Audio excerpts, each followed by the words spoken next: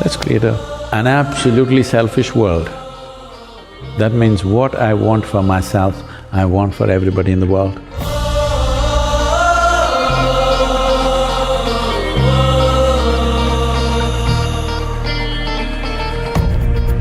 Since the dawn of humanity, we the mortals are obsessed with something during our youth. It's a question, it's a burning question that what is the truth? What is the reality? What is behind the curtain of life? Why are we born? Why do we grow up? Why do we die? Where do we go? And if at the end, if we have to die, then what's the point of all of this hustle and bustle and this jigsaw puzzle of life where you have to go through pain, pleasure, you have to win, you have to lose?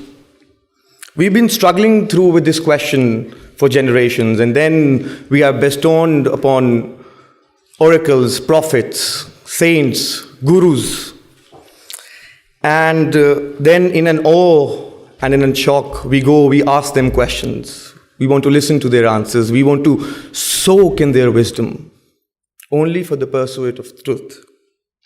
From Buddha to Krishna, from Moses to Muhammad, peace be upon him, we have been exploring, delayering, experiencing truth in different shades. On one hand, we have this quest for the truth which unites us, but on the other hand, it's the answers that divide us into religion, sects, and fractions.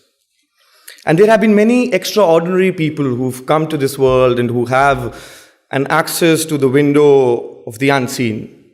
People who've had the opportunity to interact with them have been privileged.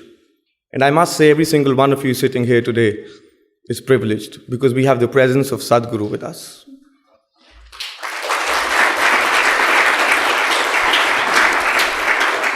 He is a man who is dedicated to physical, mental, and spiritual well-being, and also gifted with the utter clarity of thought and perspective. His areas of involvement diversify from architecture to visual design to painting, poetry, driving, aviation, sports, and music. Can we please give him a standing ovation? Welcome, Sadhguru.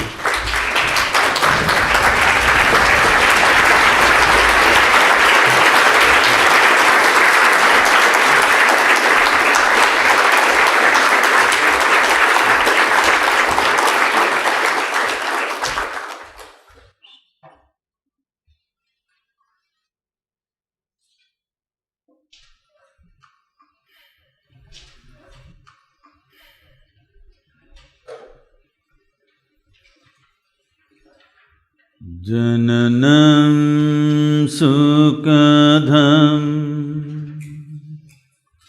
maranam karuna milanam maduram smaranam karunam kalavashadiha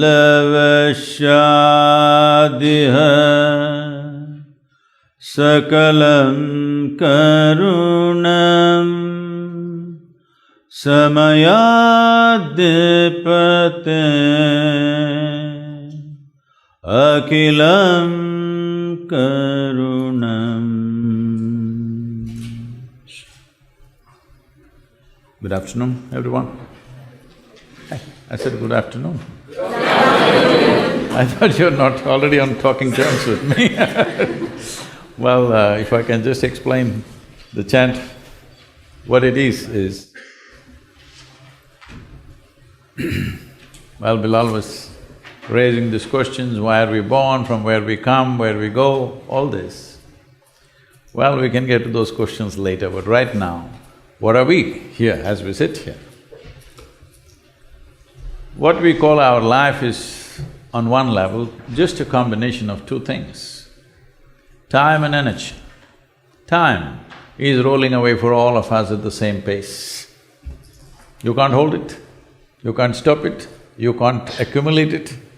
You can accumulate wealth, you can accumulate money, you can accumulate knowledge, but time is running away for all of us. People may think they're doing different things, but every minute, we're just 1 minute closer to our grave, that's all that's happening. We think we are going here, we are going there, we are going somewhere else. No, as far as the physical existence of who we are, we're going straight to the grave. Hello? This is not my wish. That's how life is designed. So time is running away for all of us. But how come one human being is here, one human being is another, one is joyful, one is misery, one is success, one is failure? It's the energy, how you manage this. Either you can turn it against yourself, or you can make this into a phenomenal process. If the intensity of your energies, life energies are managed in different ways, what somebody does in 10 years, you may do it in 1 year. So, if you live here for 100 years, people feel that your impact on life on this planet is like 1,000 years, simply because of the intensity of who you are. So, the chant was just about this, but the last line was about, but if you become samayadipate, that means if you become master of time, then you are delivered into a completely different space, because time is a concern only because of our physical nature. How deeply you're identified with your physical body, to that extent time rules you. You don't have to look at your watch. As we sit here, slowly your bladder will tell you it's 2 hours. Yes? So what you call as physical body is cycles of time. What you call as planet is cycles of time. What you think is a day is just a rotation, what you think is a month is a rotation of the moon, and what you think is a year is a revolution of the planet. Everything is in cyclical motion. One who transcends this cyclical movement of physical nature, now he becomes a master of time. Then life moves into a completely different dimension. This is the aspiration of the human being. Knowingly or unknowingly, everybody is aspiring for it, but if you aspire consciously, there is a possibility. Please. So you just mentioned that every single day we are going towards our grave. I strongly believe in that. Not that you believe, you are. I think we are all stopwatches, and we have a stopwatch on top of our head which we can't see. I think all of us are on life support, even though we can't see it because we don't control our breath, our next breath, but we yet want to be in control. We are dying every single day. So what's the whole purpose? I mean, I would want to be in control of what my plans are in 2 weeks, 2 months, people plan for 2 years. What's the whole purpose then? What's the purpose of planning? So that… of trying to control when you don't control when you come in, and you don't control when you go out. No, you could control when you go out. When you come in is not your business, somebody else did that. That also somebody planned, all right? They planned, it was their plan that you must come in at this time. But when you go is your plan. You can plan, isn't it? But people who come under, car accidents, they have not planned, it just happens. Bad driving. See, we must understand this. Physical world, physical reality is subject to various forces. If you manage those forces well, you will ride it. If you don't manage it, you will get crushed by the same thing. So many people are using their cars to make their life every day, yes or no? One day, either because of your mistake or somebody else's maybe, somebody did not handle that force properly, speed properly, suddenly you're dead. But there are so many millions and millions of people across the planet who are handling this right and making their life, isn't it so? If there was no automobile, you think I would have reached here or you would have reached here? Maybe you live here, but I wouldn't have reached here. I'm saying it's making our lives. Well, when we don't handle it right, it'll crush us, of course. This is the nature of the world, and it's good it's like that, because if competence is not rewarded, and incompetence is not punished, there would be nothing to live for here. Isn't it so? What would you live for?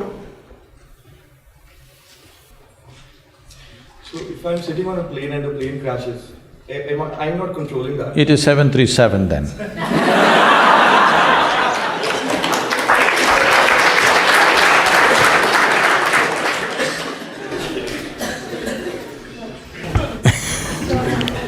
So, Sadhguru, most generally, women do not dare to fight against… Hey, they're fighting all the time, within the house.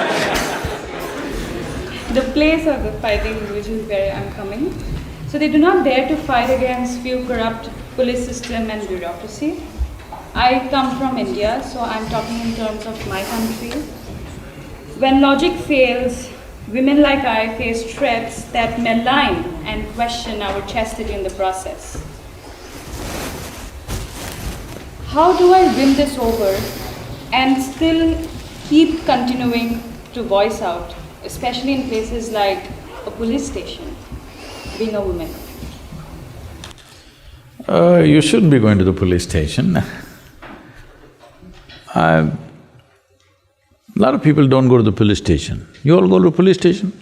No. Well, either somebody did something wrong, so you went to report it, or you did something wrong and you got a ride, free ride. This happens once in a way. The less it happens, the better. Police are there to handle situations only when they go wrong. How often in a society situations are going wrong will determine how often we're all going to the police station, isn't it? The idea of civilization is to minimize that. We've not been able to eliminate that, but we must minimize that our life situations don't lead us to police station, prison, hangman, whatever. It shouldn't go there. But unfortunately, we've never managed to create a society where nobody goes there. Somebody is always going there. How much percentage of people are going there is the important thing. Anyway, for your information, India is one of the least police states. Okay, for the amount of population you have, the number of police you have is very minimal. Most people never go to the police station, they sort out their issues in the village, in the town by themselves. Well, in United States, for example, if a mosquito bites, they'll call 911. In India, it's not like that. Even if a tiger comes, we try to deal with it ourselves. And about what you are saying about police, whatever you experience, that's not true everywhere. Police have come a long way in India. But you must understand the systems of policing in India. I'm not trying to criticize anybody, but the systems of policing in India largely come from the British era. When the English were there, they created police to control people, not to make them safe, but to control and oppress people. That was the purpose of the police at that time. But the same training processes, actually same training institutes are still training our police, same systems. So still many of the police have still same attitude, that they still think they're an occupation force. The freedom has not entered as an idea has not entered their head. Not all of them, much has changed, but still there are some. So you may face something, it is on the way out. You have to bear with it because when a nation goes through centuries of occupation, the hangover of occupation remains in people's minds. That has to go, we have to work it out.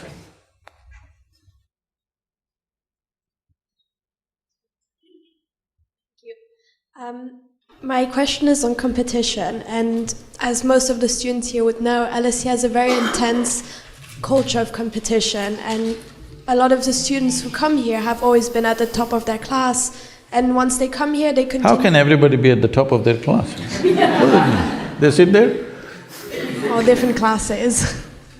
Oh, how can everybody be at the top of their class? Only one person is at the top of the class, isn't it? That's how I understand the top. Yeah, but once they come here, they're not the top anymore because everyone used to be the top, so Oh. that kind of disappoints them a bit. Anyway, so once they come here, there is a big culture of competition, and there's a lot of comparison that takes place, whether it's comparing grades, achievements, internships, everything. I myself, for example, am not a very competitive person. I don't really engage in that with others.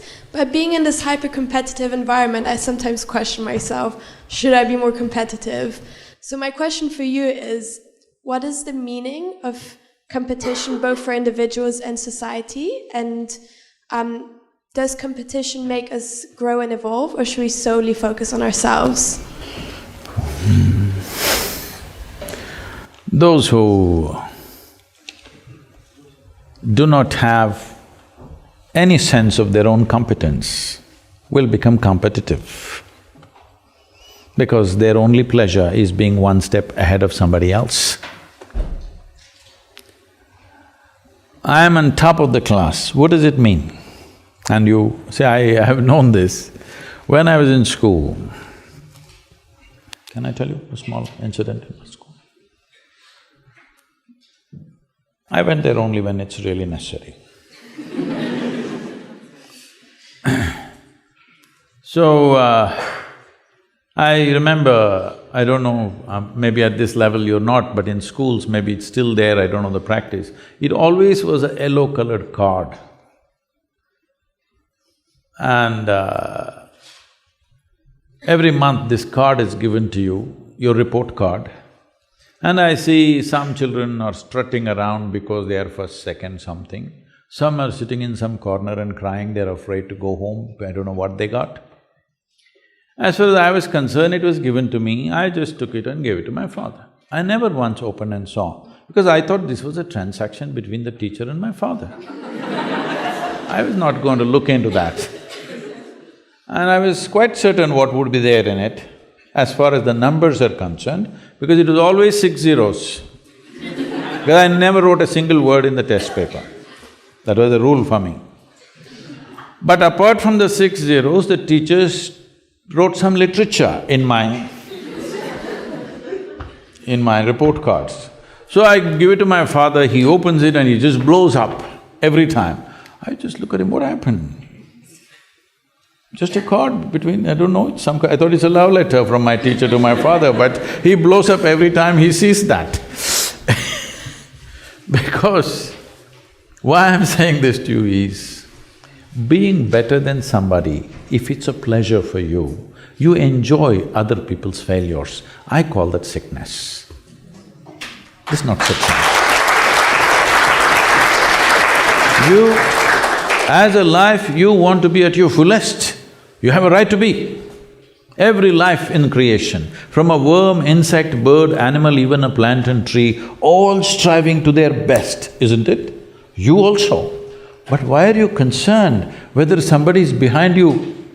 Why is that so pleasurable for you that somebody else is less than you? From early kindergarten levels, this sickness has been brought into human mind, which is causing so much unpleasantness on the planet, such ugly situations everywhere, but we don't seem to learn. So we've created schools where children are never graded. We're looking at them as individuals, what we can do to evolve them to their fullest possibility. Now the problem is this, all life has happened like this. What do you think? You think a blade of grass is less important than an oak tree in the garden? Hello? You think so? Only a fool would think so, isn't it? Hello? But that's what we're doing, we call this education, we call this competition, we call this society. No, very stupid way of handling things. Because the important thing is, for what you have come with, will you blossom to the fullest human being or not? This is the only question.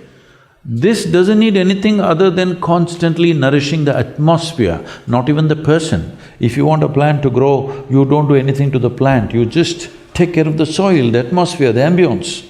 That's all that needs to be taken care of even for a human being, that you need to take care of the atmosphere so that everybody finds the fullest expression for their life.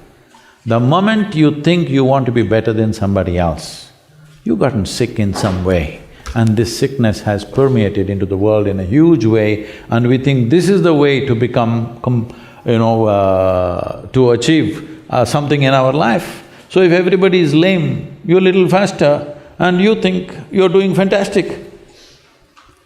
You'll enjoy other people being crippled. Yes? Hello? If your entire life is always sitting on top of everybody else, you will enjoy other people's incapabilities, isn't it? This is not good for you, this is definitely not good for humanity. My question is on pain and stress. So I think our arrival to the world from the time we come out of our mother's womb is through stress, pain… Go further back, somebody had pleasure.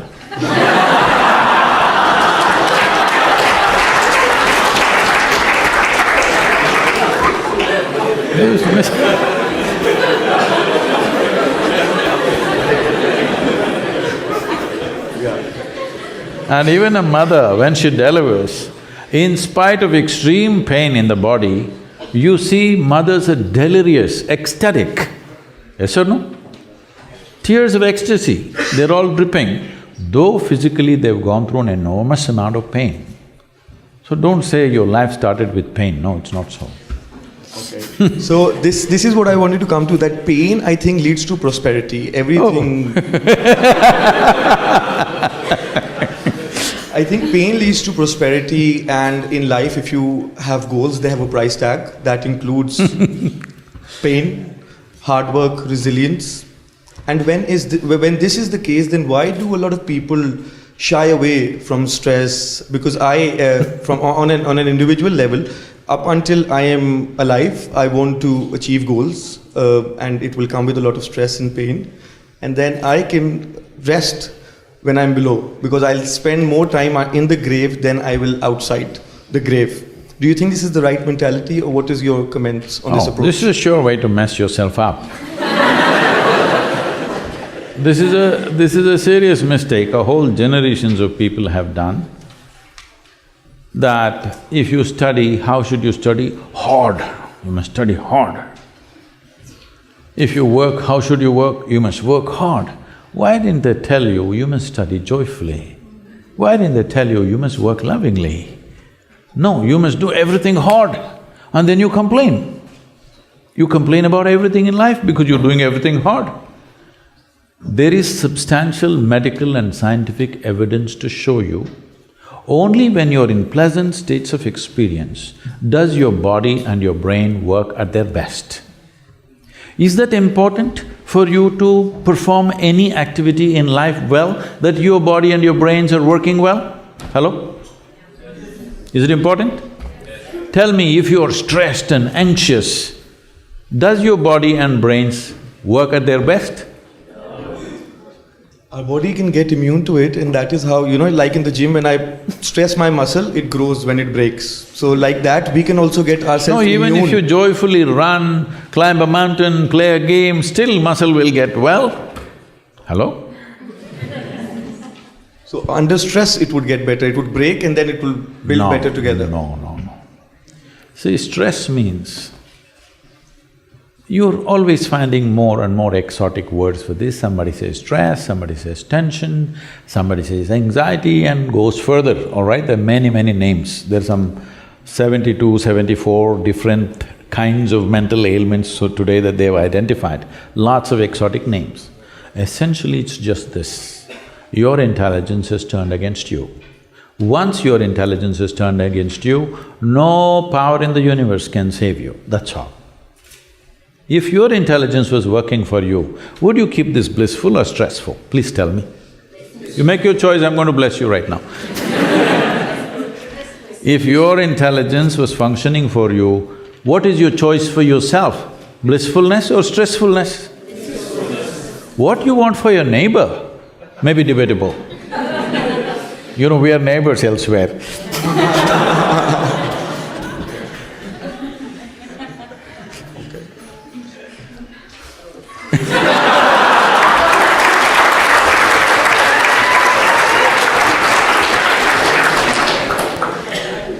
So, Sadhguru, our mothers have set amazing benchmark. The moment you say mothers, Yeah. they're giving a sound ambience of babies crying. Oh, okay.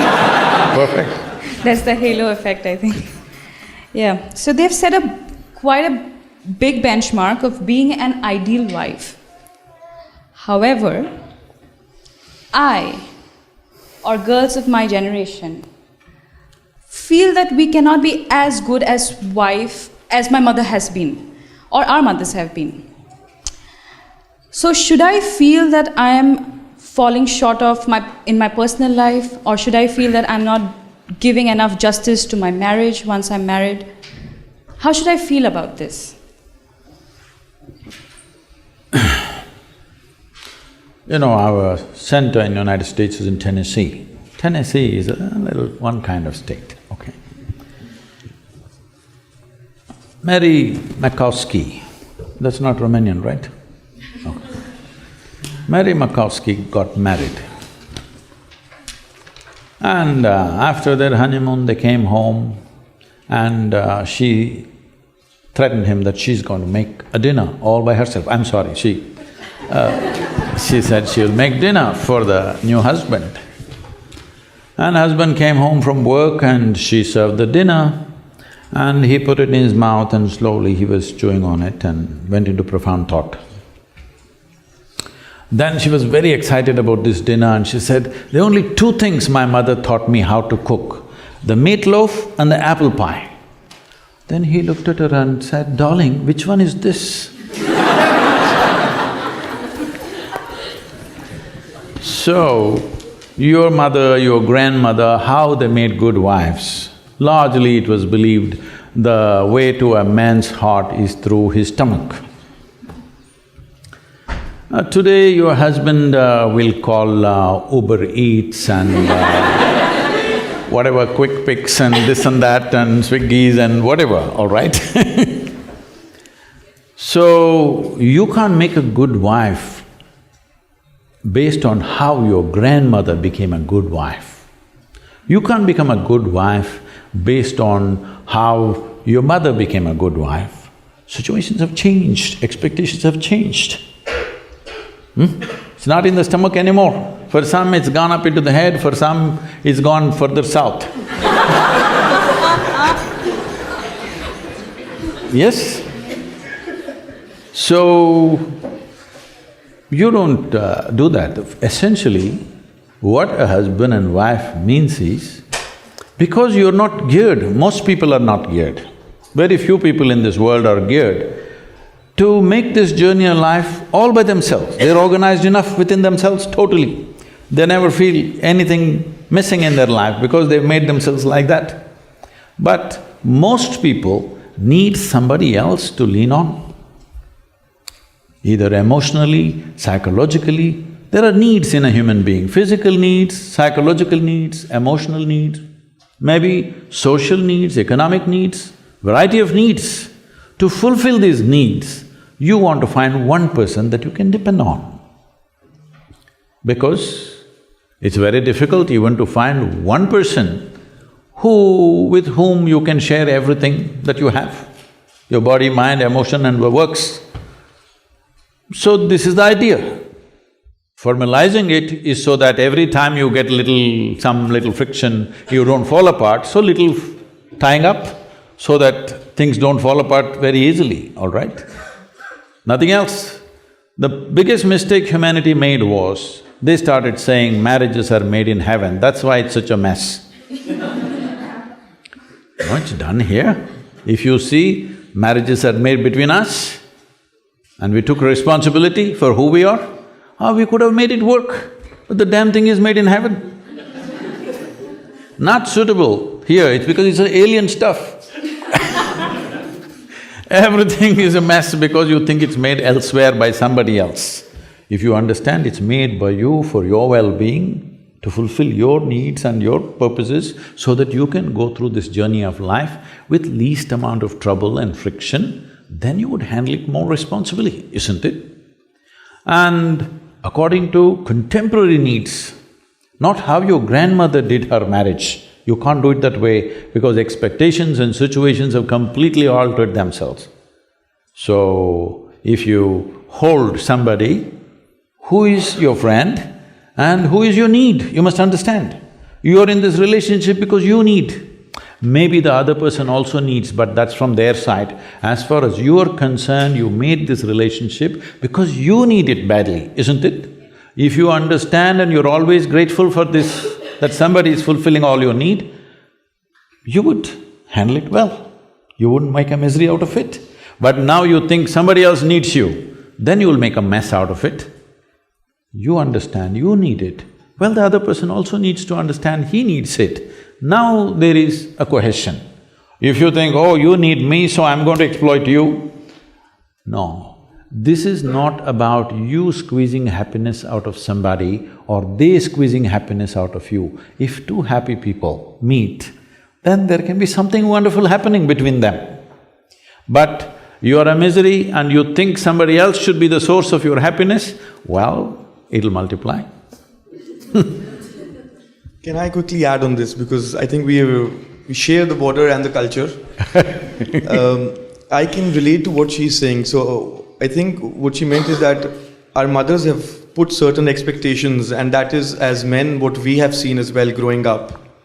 And that is what I think is, as even younger generation, we are millennials, but we've seen our mothers treat our fathers in a certain way.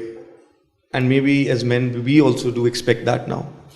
Whereas she, as a woman, is not… Yeah, for me, I cannot do what you want, huh?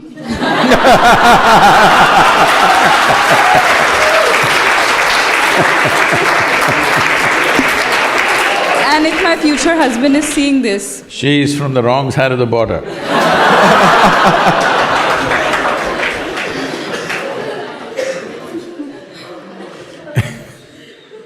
Well, see, this become a habit in everybody, that everything, the shortcomings that we have, we would like God to take it, usually. That's why people invented somebody up there. Everything that I do wrong, it's God's will. Everything that I do right, of course I did it. So the next level of passing the buck is the parents, genetics. A little boy, 8-year-old boy, one day came up to his dad and asked, "Father, where is all my intelligence coming from? Where does my intelligence come from?" So the father said, "It must be from your mother, because mine is intact."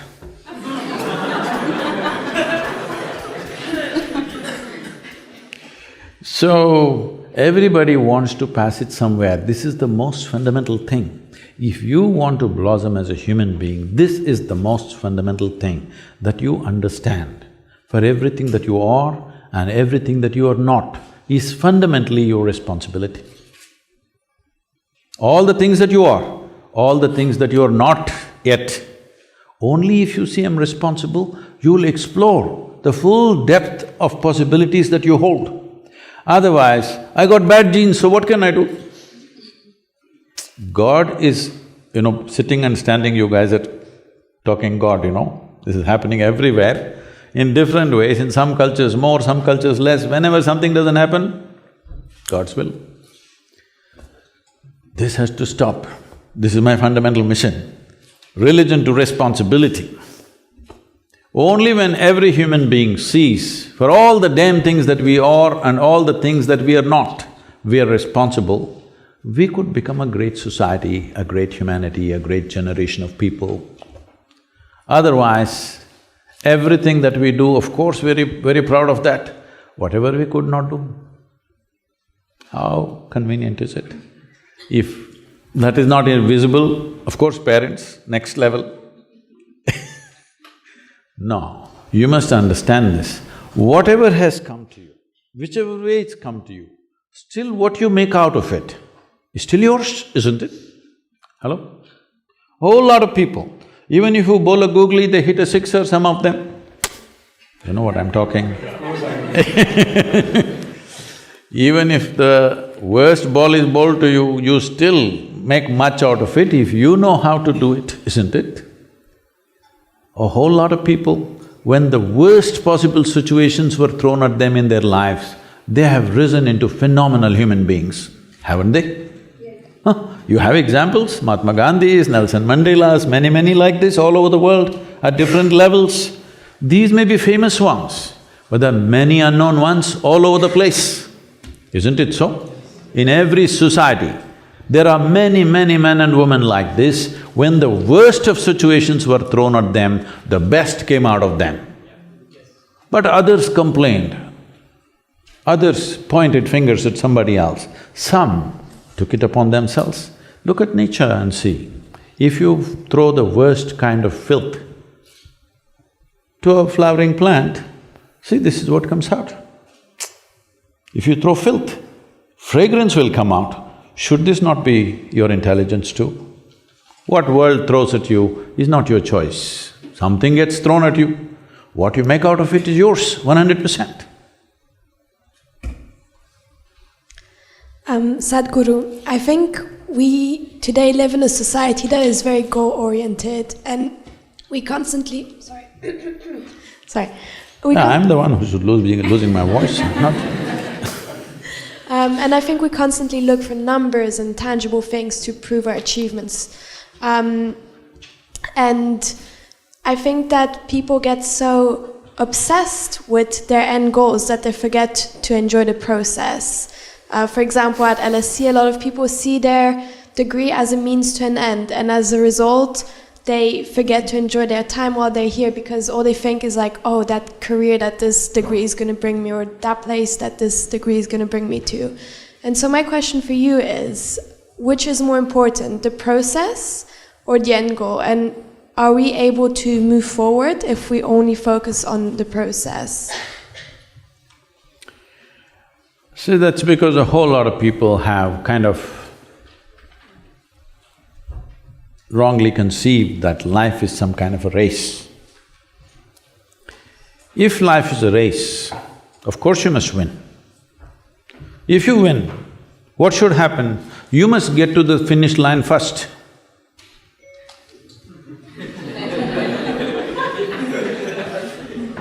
You didn't get that? If it's a race, you must get to the finish line first, isn't it? That's the intent of a race. You know what's the finish line? You know what's the finish line? You want to get there soon?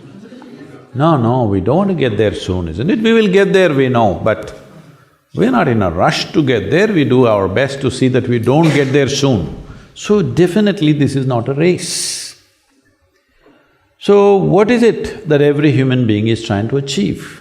Right now, being in an atmosphere like this, maybe you're thinking of profession, maybe a business, maybe getting to some place, I don't know, maybe you're trying to win an award or something, I don't know what.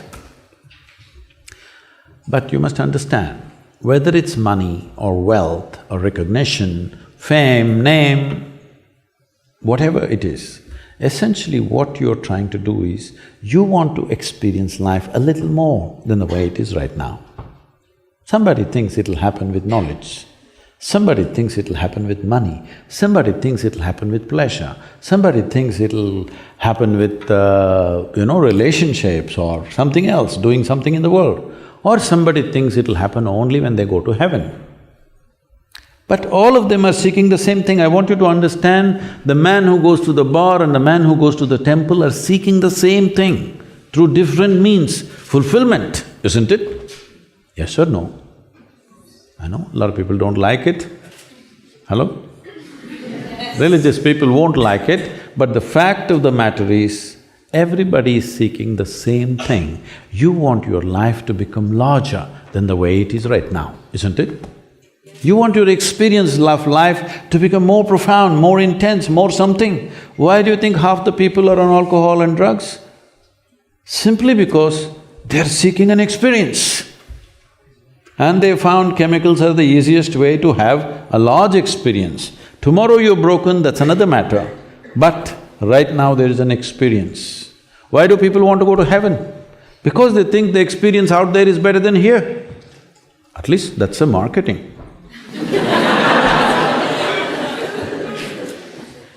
That's what the advertisements say, at least. If it's such a great place, why don't you go today? No. You must be really psyched to want to go today.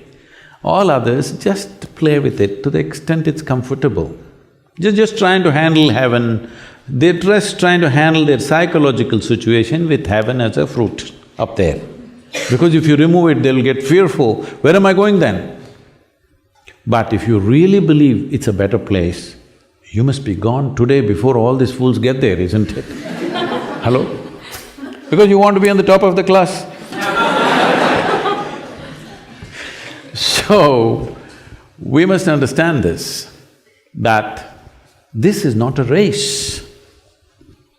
This is not a race. This is not something that you're going to win or lose. See, you don't have to fear about this life. It is not like LSE.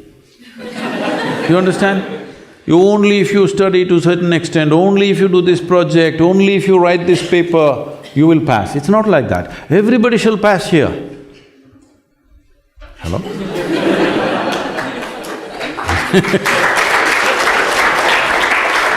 This is not unfair like LSE. Everybody shall pass. Only question is, how profound is my experience of life, isn't it? How do you make it profound? That's a question. Right now, suppose I'm saying, just for example, suppose you start seeing something more than everybody else is seeing, would your life become somewhat profound compared to others? If you start hearing something more than others are hearing, would it become profound? Yes or no?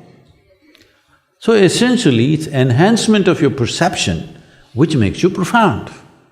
So to enhance your perception, you drink, you drug, sexuality, food, this, that, a million things, success, money, destroy the whole damn planet just to make your experience little more profound. I'm saying all human experience, misery or joy, agony or ecstasy, anything or anything, everything comes from within you. Is it so? Hello?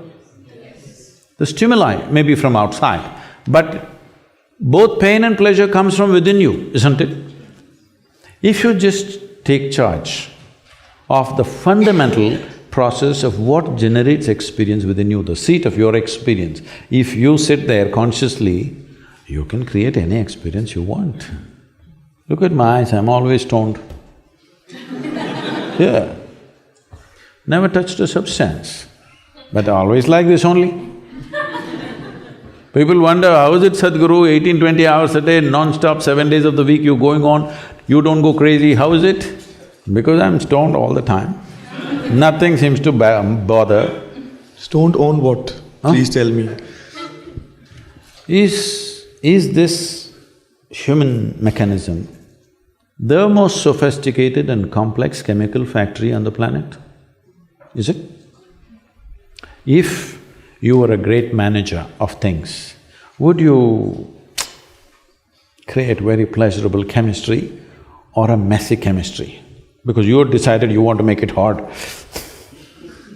If you were a good manager of things, would you make a pleasurable, enjoyable, ecstatic chemistry, or would you make miserable chemistry for yourself?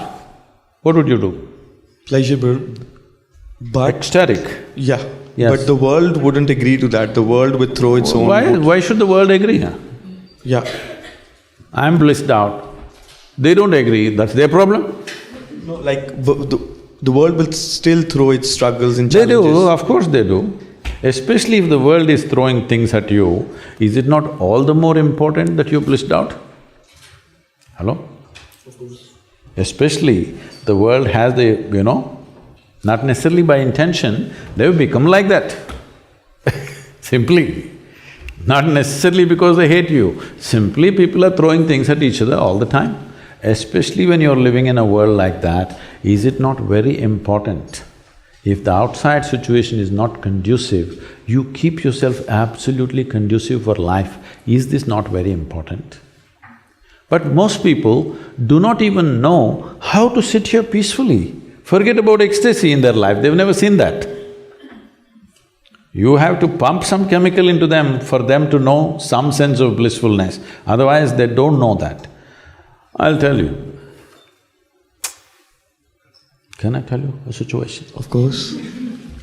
I was supposed to speak at Tel Aviv. I'm flying out of Atlanta. I'm to land there in the morning, mid-morning and speak at 6:30 in the evening. But due to some flight delays and stuff, and I land at 6 o'clock in the evening. So I'm traveling an American airline, nothing edible on the plane. So I'm famished, I'm super hungry. But I land at 6 o'clock, so I quickly change in the airport and I'm rushing to the venue because in this 37 years, as I said earlier, in this 37 years, I've never been late to a single event yet. So, though sometimes in a day I'm in 2 different countries, in 3 different cities, things like this, still I have not been late. This will take a lot of work because I don't want people who come on time to feel like idiots, isn't it? People who come on time must be honored. People who come late must be made to feel like idiots. But right now in most of the events, people who come on time are the idiots, people who come late are the important people. Isn't it so? Unfortunately, social situations have become like this. So I'm rushing to the venue, and when I land at the venue, to my amazement, this doesn't happen at all to me, I am speaking at a fine restaurant. When you're this hungry, just the place to go. Then I walk in, people are already coming in, they're greeting me, and one man comes up to me and says, "Shalom." I ask him, "What does it mean?" He says, "This is the highest way of greeting." I say, "That's your opinion, but what does it mean?" He says, "No, this is really the highest way of greeting." I said, "Fine, what does the word mean?" He said, "It means peace." Then I say, "Why is peace the highest way of greeting unless you're born in Middle East?" In South India, if you come in the morning and say, "Peace," I'll say, "What's wrong with you?"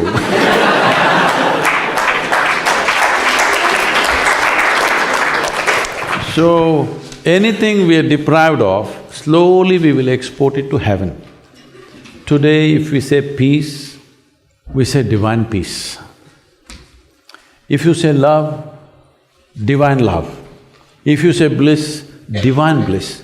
These are all things human beings are capable of. Hello? Are you capable? At least some moments in your life, you're peaceful, you're joyful, you're blissful. Does it happen to you? These are all human qualities. Certain idiots have exported it to heaven. And it's becoming harder and harder to get there. Now you're evolving a philosophy, how to suffer through my life and achieve something. What will you achieve? We'll just bury you. Or if you come to India, we'll burn you.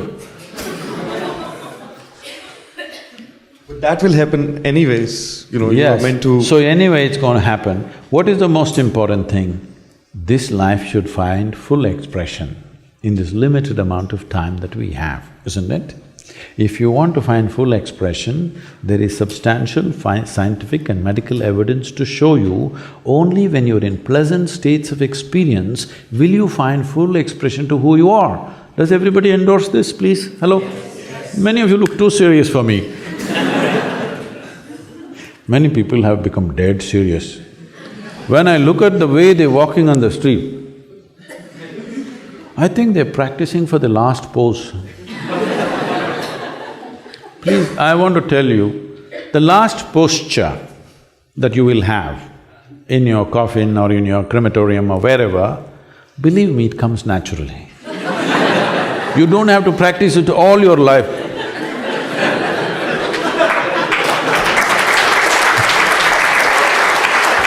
Grave. You know what the word grave means? Grave means you're practicing for the grave. No, you don't have to practice. Here you have to practice how to be alive. Death will come. It's life which can happen inefficiently. Death is always super efficient, isn't it so? Have you ever seen death happening inefficiently? Have you? So you don't have to practice it all your life. Life happens inefficiently. Whichever way we do it, there is a better way to do it. Huh? Whichever way you do it, still there is a better way to do it with life, isn't it? Death you can't do any better, you don't have to strive, it will happen perfectly, believe me. It doesn't need you. My question is, everyone's looking for happiness. Do you think that it is achievable? Because I believe happiness is a goal. It's a temporary feeling, it goes away. Some people do drugs, buy bags, buy material things, but it is temporary. You're not even looking at me. Do you think it's contentment and blissfulness that would only come when you are selfless? Is that a way to achieve it? Or is there any other way? What is selfless? When you do things… That means you lost yourself? No, when you are focusing on… not on yourself, but trying to uplift the society and help others. Which society will you uplift? Your society, isn't it? That is also self, isn't it? No, not just my society, the entire world. Well, it's your world, isn't it? That is also self. But you have a choice, like you can… If you make a choice, that is self, isn't it? True. See, all kinds of bombastic words have been thrown around like this. Become selfless. That means what? Without a self? Is it possible? Is it your intentions and the No. See, I would say just be greedy, okay? You're in LSC. Yes, be absolutely greedy. Right now you're very stingy with your greed. Only you want to be well. Suppose you got married, you and your wife want to be well. You got children, you and your children want to be well, your family wants to be well. Why don't you say, I want all life to be well? Be absolutely greedy about what you want. You want this, isn't it? Every human being wants this or no? You want to be well? Why don't you expand your greed a little bit? Why are you so conjuice? Those of you who don't understand, not from Indian background, conjuice means actually cum juice, that means no juice in you. You're lifeless. Even with your greed you're stingy means you're lifeless, isn't it? At least in your greed be limitless. What I want for myself, I want every life on this planet to have it, why not? What's the problem? Because you have limited time, you can only work for… I know. In intention, it doesn't take time, isn't it? Hello? In intention, thought and emotion, it doesn't take time. It's only action which takes time. If we are limitless in our intention, our actions will go as far as it can go. But if we limit our very intention, then we become constipated. From being constipated to become conscious is the important journey that we need to make. Yes? Right now we're constipated. Constipated means what? It happens little by little. Right now, this is how life is happening, little by little, little by little. Now you think it's me, then you get married, oh, one more person. Then you have 2 children, 2 more people. Why? What is the problem? Does it cost any money? Hello? Does it cost any money to sit here and think, whatever the best I want for everybody in the universe? Does it cost you anything? Now what will happen to you is, everything that you can do, you will do in your life. In your life, if you do not do what you cannot do, it's not a problem. But if you do not do what you can do, you're a disaster. I'm just telling you, don't become a disaster by limiting your intent.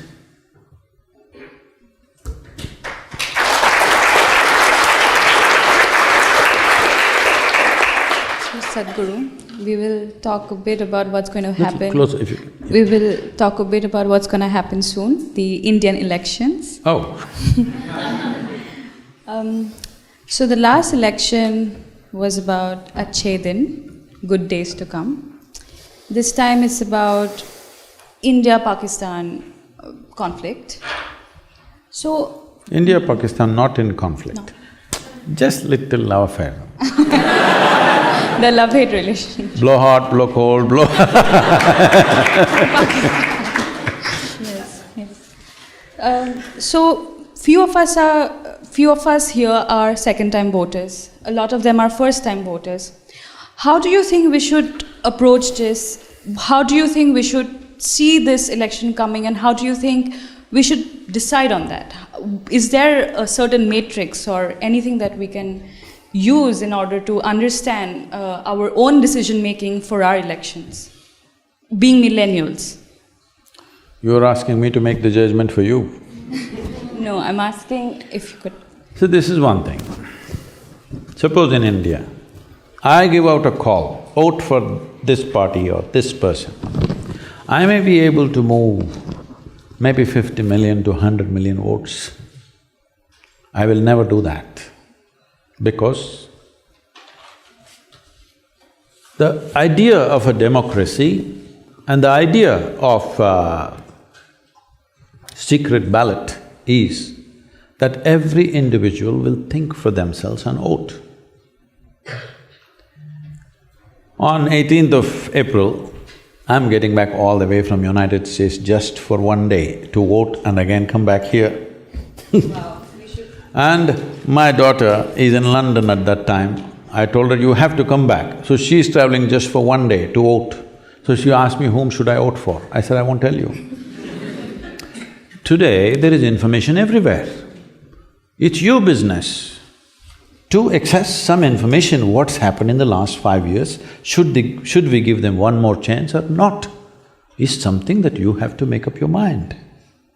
That is the beauty of democracy, that even somebody who may be just 18 years old, who's not done anything else in their life yet, even they can decide the future of the nation, isn't it? If I tell them, all of you vote for this person or this party, this is just feudalism in the name of democracy, isn't it?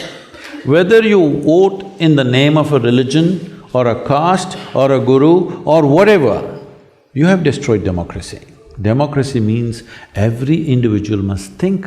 You don't even want to think. Why? Because you don't understand democracy is a participatory sport. It is not a spectator sport. That all of us are participants. We are not spectators. Only those people who are standing for election are not the players in the democracy. We are the players in the democracy, isn't it? So it's everybody's business to make some evaluation out of their own understanding, out of their own experience of life. Has it gotten better or worse? Don't listen to anybody else. Your own life, has a chedin happened for you or not happened for you, is a judgment you have to make, isn't it? There are many issues a country means.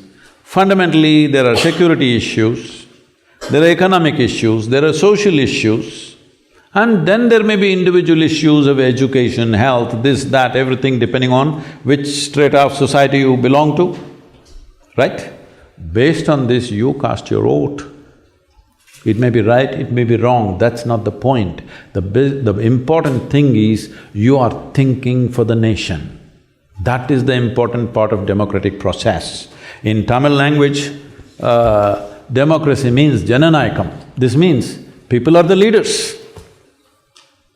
You are the leader. It is not that somebody else is a leader. You are the leader. You are only asking somebody to represent you as a leadership, but you are the leader. That's what it means, democracy. So please be a good leader for the nation.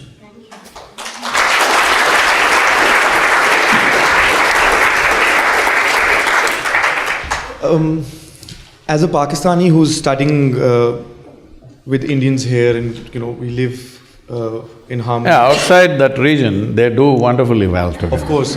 This is what my question is, that we are divided by a border, but we share a lot of things. We share poverty, we share hunger, any miseries you name, and both sides of the countries are going through it. We have people who go to sleep hungry, school children who don't go to school. How do you think the youth, because the majority of Indian population is youth and so is Pakistan, how can you think that we can come together and really alleviate the miseries and work together for a better future? Well, That's a dicey question. You must understand this. A nation is not some God-given stuff, okay?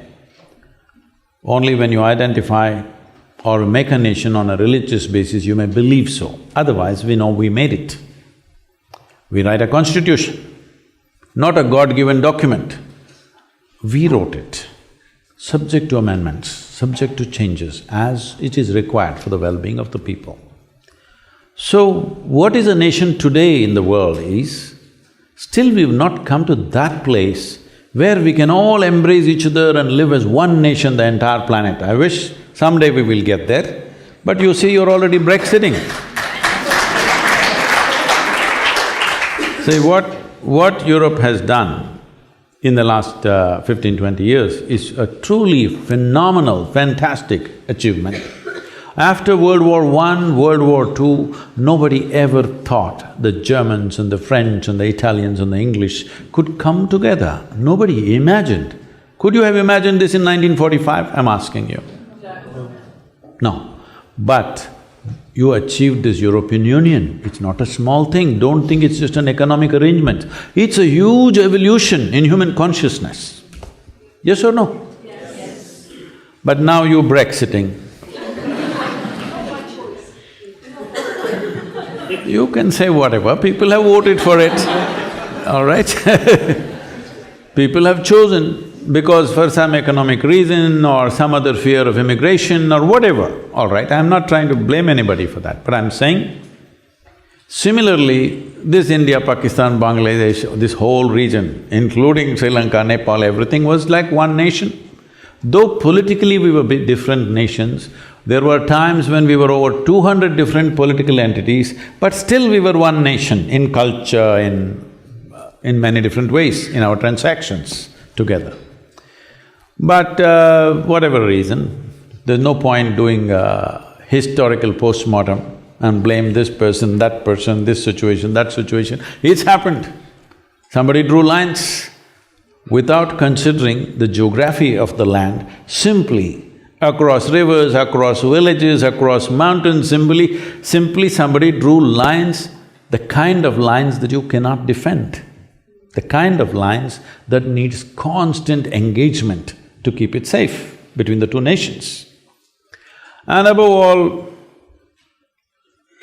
see, one thing that we need to bring, if young people, all of you and all of you, if you are interested in the future of this world, we've still not come to that place where people can just live out of their consciousness, living their religion, their heaven and stuff and all that.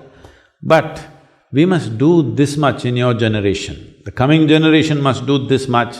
Religion should be a personal pursuit for people. Those who wish to, they pursue personally their own stuff. But this ambitious way of approaching that, my religion should conquer the world, must go. This is one achievement you must do in the next 25 years, otherwise with the kind of technological advancements we will have a massive disaster on this planet, isn't it? The days of the sword are over. The days of the sword are over. Now if we continue with the same attitude, we will have a supermassive disaster which will not benefit anybody for that matter, okay? Will not benefit the planet, will not benefit any creature on this planet, everybody will be hurt because of this. I'm saying, one thing all of you are getting educated in premier institutions, one thing you must carry home, wherever you go, whatever religious background you come from, make everybody understand, your religion is your personal pursuit, do whatever you want, all right? You look up, you look down, you look whichever way you want, it's up to you, all right? Don't tell me where to look. Yes? Don't tell me where to look. Don't force somebody else that this is the way or that is the way. If this one thing goes away, India, Pakistan will settle because culturally there's so much engagement, okay? I would say there was a South Asia conference in Dubai which I recently attended, but just at that time there was a terror attack in India and we had to insist that all Pakistanis drop out of the conference and it happened unfortunately. I was looking forward to that engagement, But they had to drop out because this thing happened. What this is looking for is, we are all pushing for this, that South Asia region, which means India, Pakistan, Nepal, Sri Lanka, Afghanistan, Bhutan, Myanmar, these geographically one thing. We're looking at something like EU. Politically you can still be different, you can do whatever damn religion you want, but economically, if we come together, we were the most prosperous part of the world at one time. That is because we operated as one at that time in many different ways. But today, there is no way, everybody is trapped in their own little boundaries. So this is one thing we should push for. If you want to push for this, the most important thing is religion becomes just purely a personal pursuit, never a national goal or a global goal. It is actually a global goal right now. It should just be personal pursuit, never a global goal. If you do this one thing, India, Pakistan, all these nations and many other nations coming together will become a reality.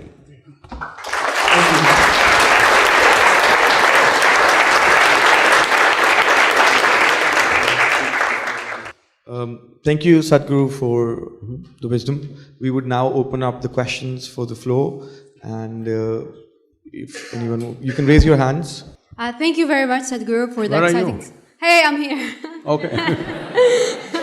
Thank you very much for the exciting discussion. So I wanted to ask, normally as students, we start the term very excited, and we do things very, as you said, blissfully. But by the end of the term, with a lot of outside pressure, we move from blissful to stressful. So my question is, how to maintain that positive or pleasant state of experience? Well, you need to understand the simple mechanics of how this functions.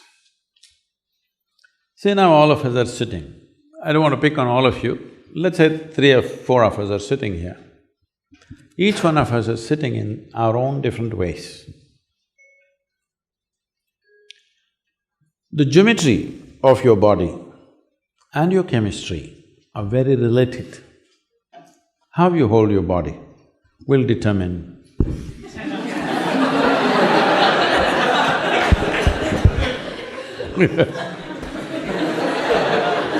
I'm a quick learner.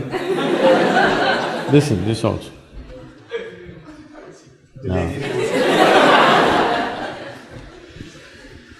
So, the simple thing that we need to learn is, we become conscious of how we hold our body, how we breathe, how we walk, how we move, and also how our thought, emotion, other things function within us.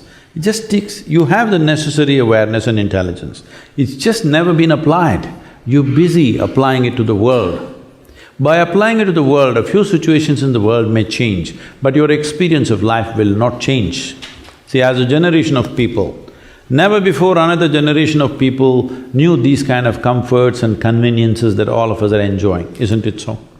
Hello? Aren't we the most comfortable generation ever? Yes. We are. But are we the most joyful generation ever? No.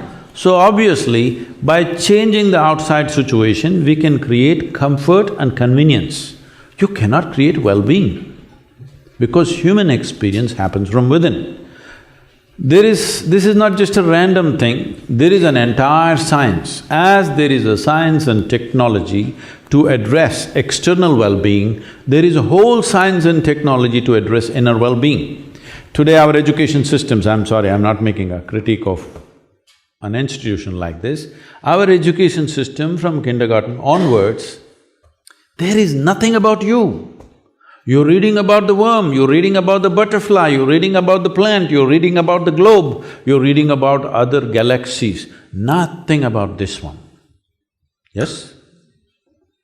But human experience is 100% manufactured within you, is it so? Have you seen in the same given situation, one person is thoroughly enjoying it, another person is immensely suffering it? So obviously it's not the situation, isn't it? You can do whatever you want. Because they did not handle it properly, they invented heaven. Okay. Heaven means what? Should I go into this? No. Anyway, everything is fantastic out there. That is the marketing. Why nobody wants to go today? Because they don't know if it's really there. When somebody believes that it's really there, they will do totally dastardly things. All others, just a little psychological, hold on. Food is best. If you're, in Hindu heaven, food is fantastic. If you're a if you're a foodie, you must go to Hindu heaven. In another place, all those white-gowned ladies are just floating around in the clouds.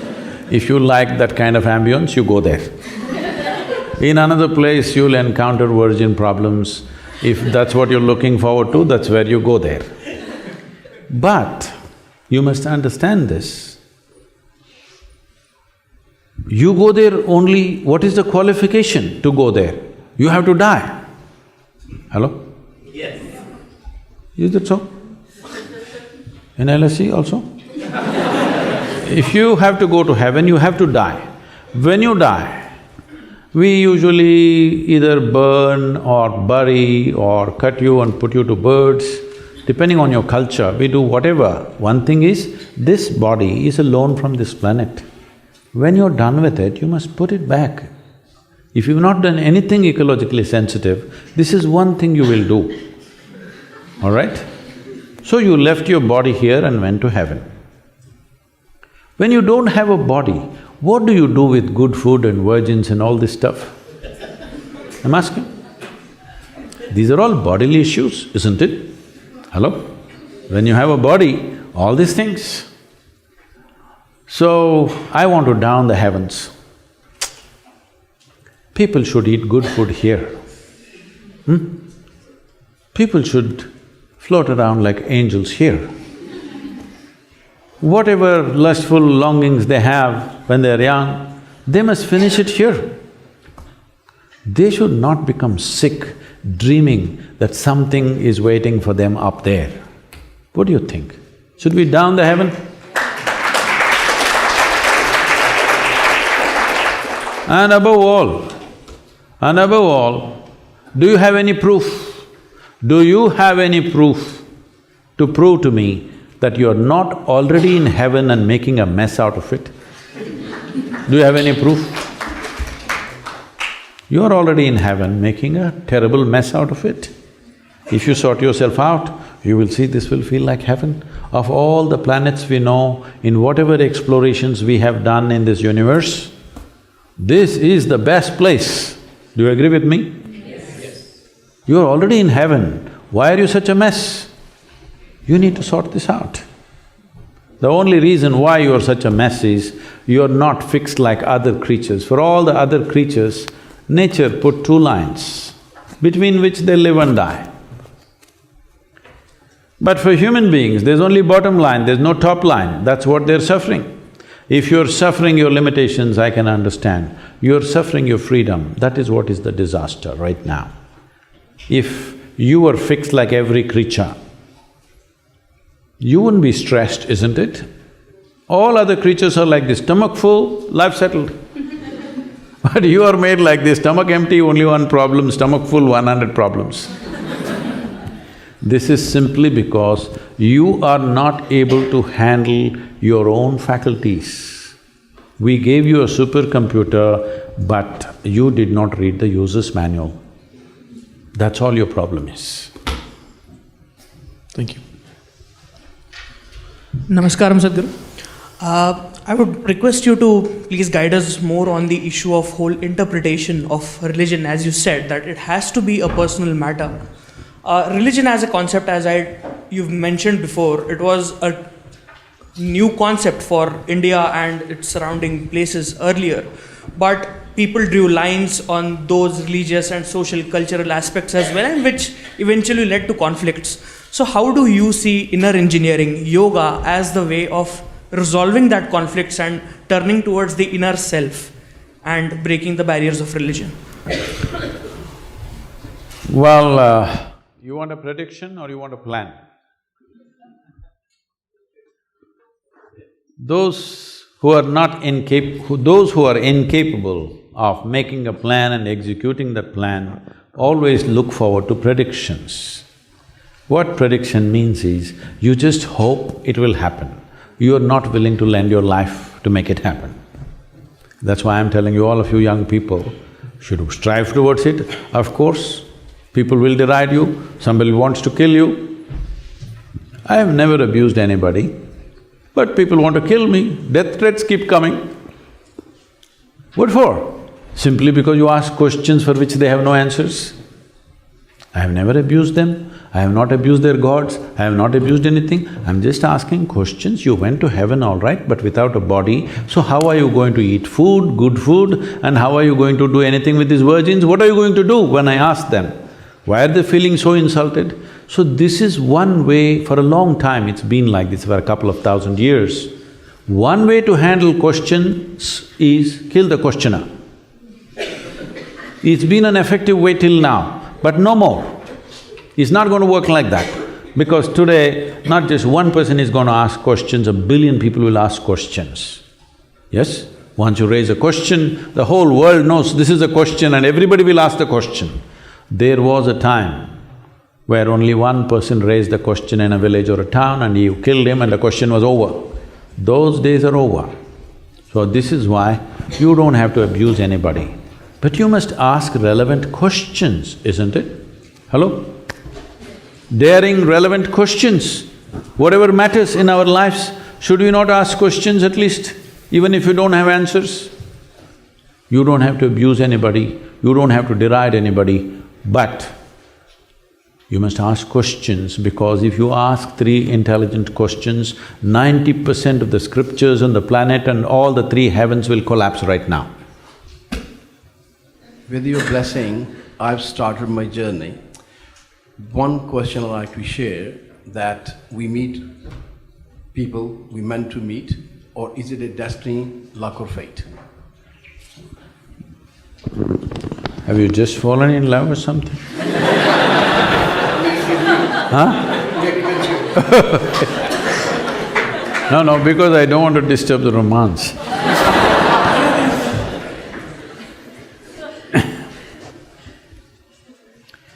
See, look at it this way. Since you woke up today morning, till this moment, let's leave the sleeping time. Since you came awake fully, from that moment to this moment, your body has been doing its things, isn't it so? Physical activity is happening, both outwardly and inwardly, happening or no? That's why we're alive, it's happening. Mental activity has been happening, emotional activity is happening, energy activity is happening. How much of these 4 dimensions of activity did you perform consciously from the moment you came awake till now? How much do you think? What percentage? What percentage? Well below 1%, believe me. When you perform activity consciously, less than 1%, over 99% is unconscious. Everything will look accidental, isn't it?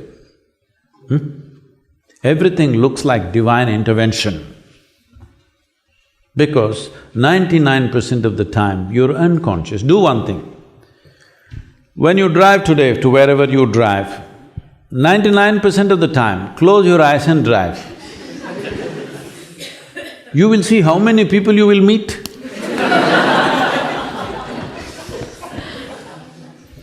But if you drive with your eyes open, fully conscious, you're not going to meet anybody like this with a bang.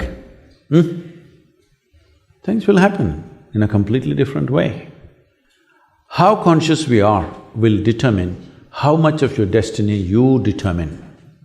How unconscious you are determines how much of your destiny is accidental. Everything that's accidental, we want to attribute it to some other force elsewhere. Now this must stop. We must understand, it is we. Is there no other force? Of course, you didn't make the creation, nor did I, all right? You did not create this creation, nor did I create this creation. There is, but that is a different dimension altogether. And what is happening with you right now is entirely your making. From where you come from in India, is the only culture on the planet which constantly told you, your life is your karma. Karma means you're doing. Your life is your making. Whatever may be happening, you may be able to logically figure out why it is so, you may not be able to figure out, but still you know one thing, if this is happening to me, this is my making. This is the greatest empowerment you can have, when you understand, my life is my making. Whatever happened till now, it doesn't matter. How will you make your tomorrow? I'm asking you. If you clearly know 100%, my life is my making, how will you make the next moment? How will you make a tomorrow? How will you make your future in the most beautiful way? Isn't it so?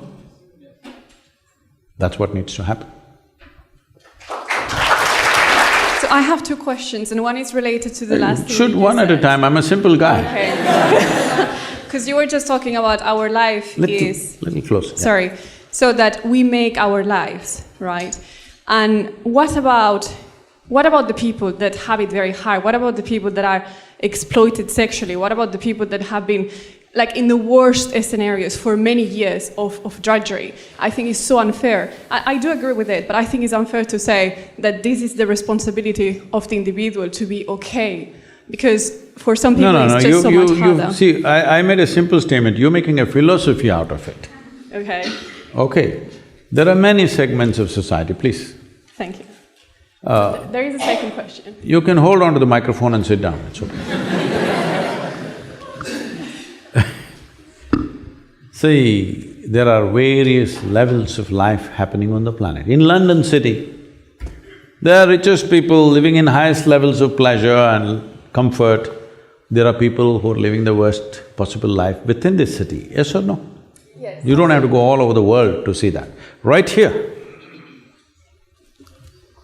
So, if we create a society where there is such disparity, I'm asking, both you and me, are we responsible for this? That was my second question. No, we'll come, just answer the… I'm asking the question now. Are we? Yes, Maybe we can't change it tomorrow morning, I know that. But are we?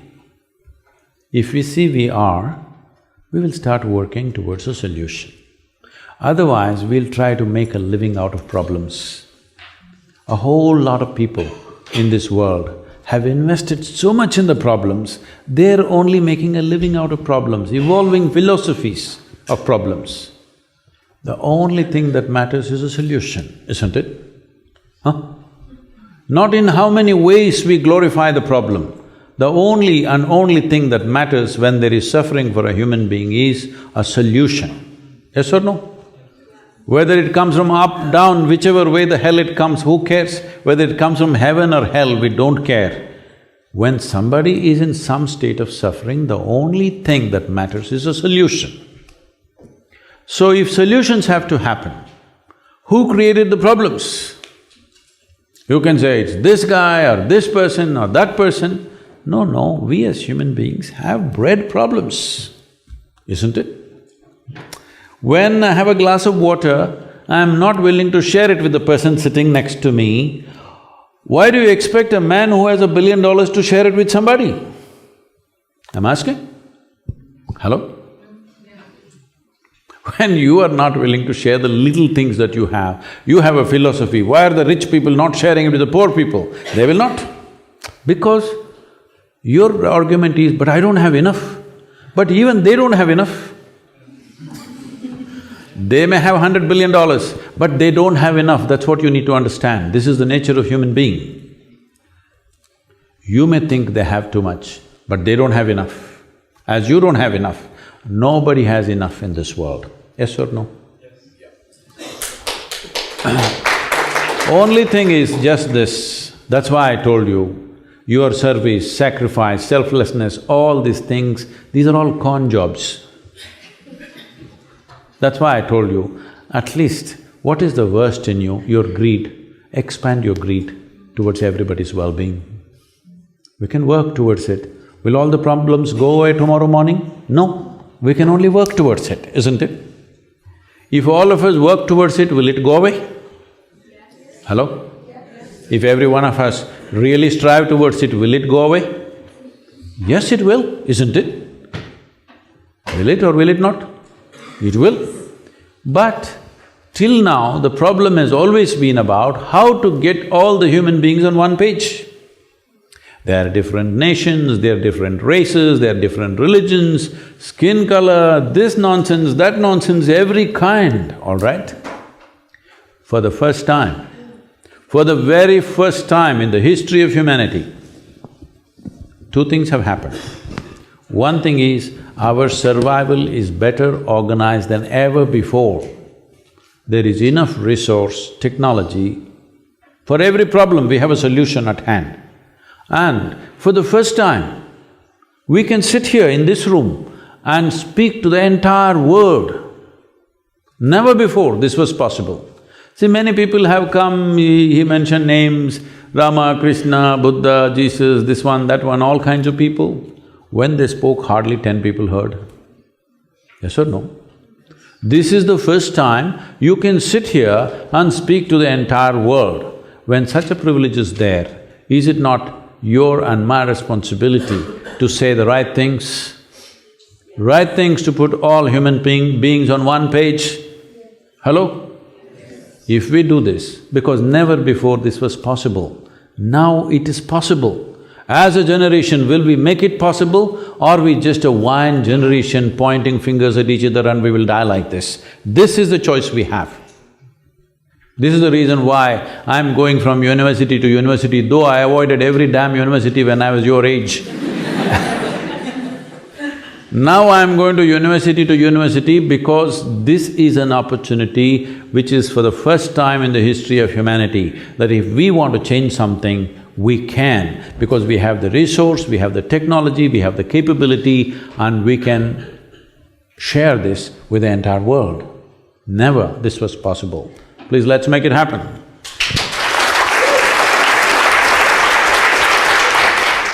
I love what you said about we want to blossom as human beings. A little closer, please. Oh, sorry. We want to blossom as human beings. That's how we find fulfillment. I'm actually nervous talking to you. But with new opportunities also comes fear and self-doubt. And I'm wondering, how can we navigate these very strong forces in order to reach our fulfillment, I guess, and our potential? See, there is you, there is a world. Or let's say there is you and there is the rest of the existence. Those forces you cannot ignore, they're all there. I want to fly away, can I fly away? No, there's gravity which holds me down. Like this, in every activity, in every possibility, there are forces which support us, there are forces which hold us, there are forces which rise us, there are forces which put us down, all kinds are there. You ever been surfing? No?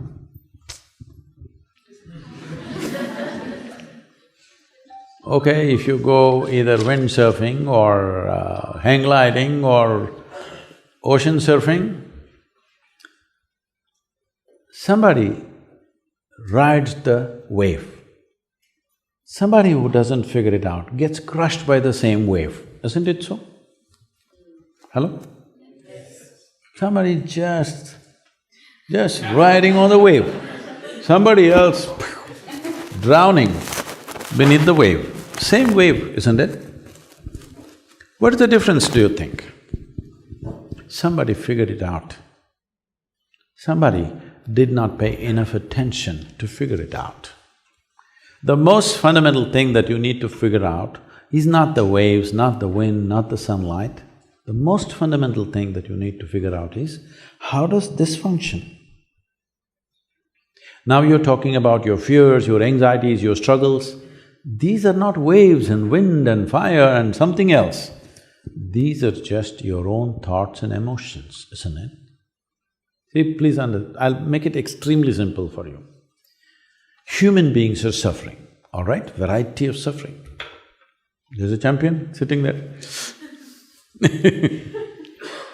But I'm asking all of you, leave those people who are in war zones, who are in extreme poverty and some violence, leave them. We can excuse them. Because for them, suffering is coming from outside. How much of your suffering ever has come from outside? I'm asking, when was the last time you were stabbed with a dagger even though you were living in London? I hear a lot of knife crimes in London. When was the last time you were stabbed? Hey, even you were not. No? But there are many people that are. Yes, I know. But I'm asking, when were you stabbed? No, not you. Nobody in this room. So, what I'm saying is, the amount of suffering that coming to you from outside is minuscule. Rest is on self-help, isn't it? Why are you generating suffering for yourself? What is it? Simply because you have not taken charge of your faculties. What is it that you're suffering? If you ask people, you will see, even you, let me ask you, you're capable of suffering that happened 10 years ago to you, isn't it? 10 years ago this happened, still suffering. And you're capable of suffering what may happen to you day after tomorrow already. Yes or no?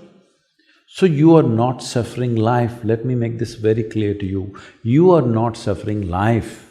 You are suffering two most fantastic faculties that only human beings have, which no other creature have, which is a vivid sense of memory and a fantastic sense of imagination. You are suffering your memory and your imagination. So what you're asking is, please make me like an earthworm once again. I will live peacefully. If we remove half your brain, for sure you will sit here peacefully, isn't it? No fear, no anxiety, no trouble, nothing. So the problem is, you're complaining about your evolutionary forward movement of life. You want to be back there. If you had the brain of an earthworm, stomach full, you would be so peaceful. Is this the way to handle this possibility? I'm asking you. This is the greatest privilege, that every little thing that happens to us, we remember vividly. And we can use this memory to project and try to create those things in our life. This is our greatest privilege which no other creature has on this planet. At least on this planet, we are the most privileged life, but we are the messiest one. Simply because neither your parents, nor your teachers, nor your institutions have done anything as to how to handle your own faculties. They're teaching you how to mess with the globe, and of course you messed very effectively. Nothing about how to do this. If you knew how to conduct this, would you create fear for yourself, anxiety for yourself, misery for yourself, or joy for yourself? I'm asking you. Joy. So the problem is not with the world, the problem is, as I said, you have a super computer, you are refusing to read the user's manual. Just by accident you want to handle this, it's a mess. Last question.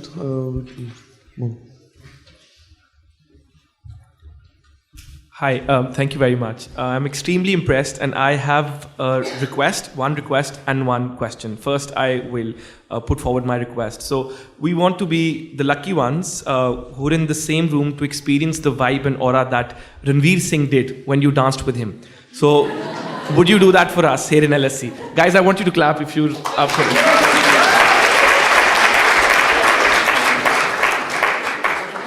We'll get fulfillment.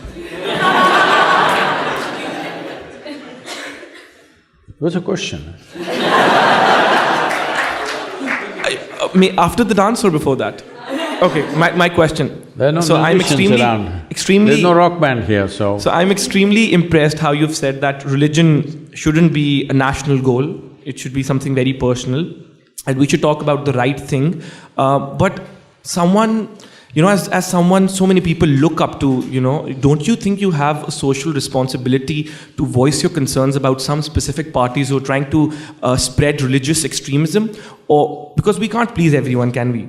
So what are your thoughts on that? Because I told you, you just said that you don't endorse a political party and you don't want to influence anyone to vote for someone. But don't you think we should stand up against something which is wrong? I'm not against anything, that's what I want you to understand. I'm for humanity. Human beings have come in variety of ways. It's okay with me. Because if all of them became like me, I wouldn't want to live in this world. They're all different. That's why it's nice, look at them, how different they are, each one. That is why it is nice. But all the idiots are trying to make everybody like themselves. Just imagine in your home, if there's one more person just like you, could you live there? One is too much, isn't it? But they want a world full of their own kind. So, I'm not against anybody. It's okay, everybody's saying what they're saying. As long as they don't get overly empowered, it's all right, they're expressing their opinions. Opinions are like cataracts. The more you have them, the less you see. So I'm trying to bring clarity to them also. People say, Sadhguru, you're seen with the celebrity, why did you sit with this person? You're seen with this politician, why did you sit with this person? I say, see, for the last 22 years, I've been working in the prisons, both India and United States. I'm constantly with murderers, rapists and all kinds of people. They're also okay with me. Because human beings do all these things. The question is only, will we as a generation create a situation where human beings can evolve into a higher possibility, or do you want to shoot this one, hang that one, do that, do this, is this your solution?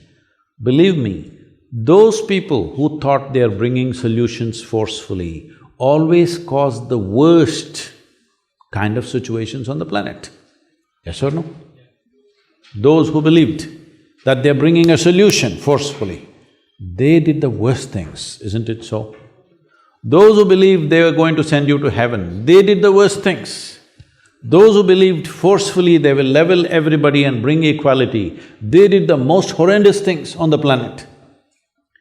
We don't want to make the same mistake.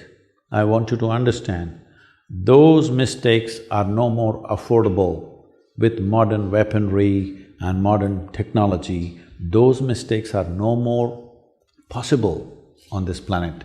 If we commit the mistake of what I'm not supposed to mention these names, what Mussolini's, Adolf Hitler's, Joseph Stalin's and whatever the religious nutcases have done, if we attempt the same thing in 21st century, we'll finish the whole humanity. We cannot afford that anymore. So the only way for all of us to progress is that whatever I think of you, we accept you for who you are right now and see how we can all be on the same page, at least on a few things. We all want health, we want all of us want to live joyfully, peacefully, at least on these things we are on the same page.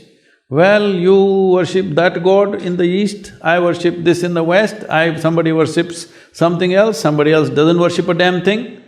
It's their choice. Let them do whatever. But the important thing is, human needs, fundamental human needs are this. Once physical needs are taken care of, which fortunately for this generation, like never before, though still there are complaints, there are segments of society unfortunately left out of that, still the largest number of human beings, their survival is better organized than ever before. Yes or no? It is so. Today if you have the money, you can go to the store and buy what you need for the next 1 year and not step out of your house and still manage. Believe me, if you are here 100 years ago or 1,000 years ago.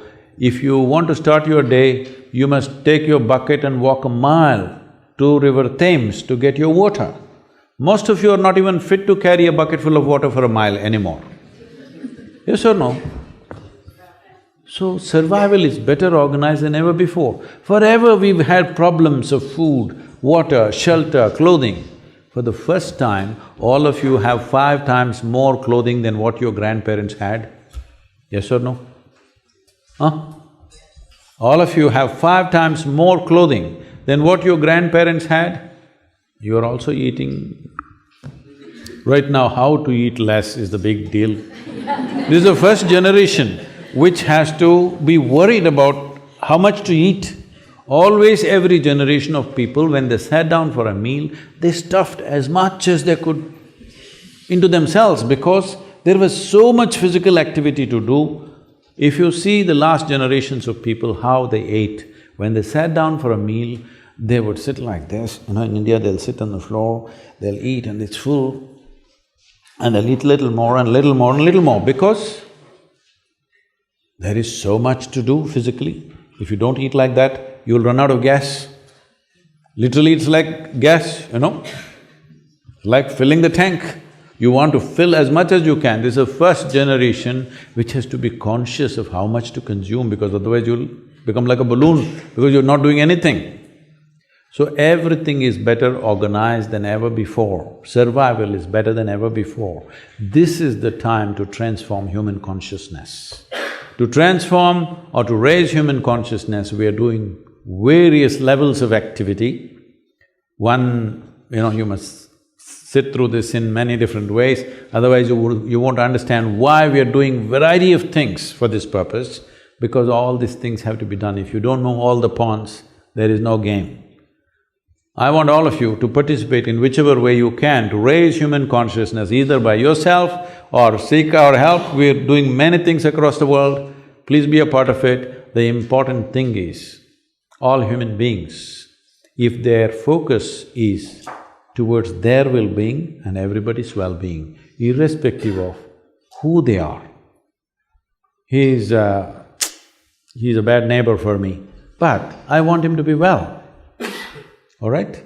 This is important. I don't have to say, no, you're a fantastic neighbor, you're not, but I want you well.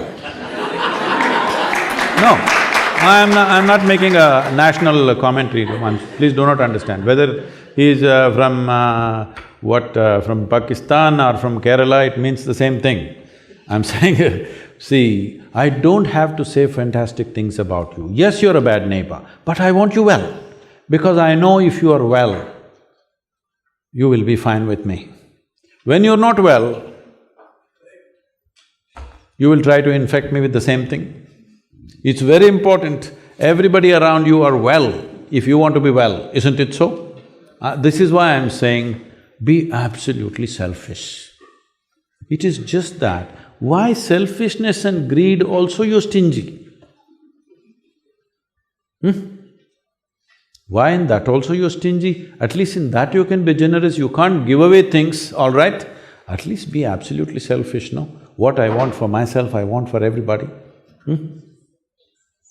Let's create an absolutely selfish world. That means what I want for myself, I want for everybody in the world. Let's make it happen. Thank you.